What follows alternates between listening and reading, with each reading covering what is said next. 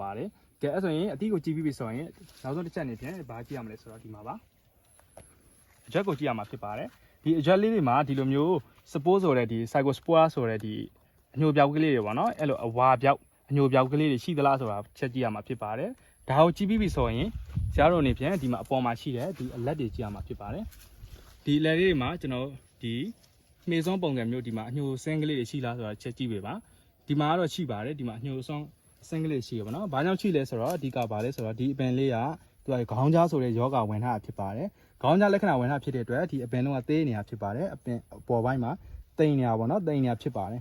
။ကဲအားလေးကြည့်ပြီးဆိုရင်နောက်တစ်ချက်အနေဖြင့်ဘာကြည့်ရမလဲဆိုတော့အပွင့်နဲ့အသီးကိုကြည့်ရမှာဖြစ်ပါတယ်။ဒီအပွင့်နဲ့အသီးကြည့်မယ်ဆိုရင်တော့ဒီအပွင့်ကတော့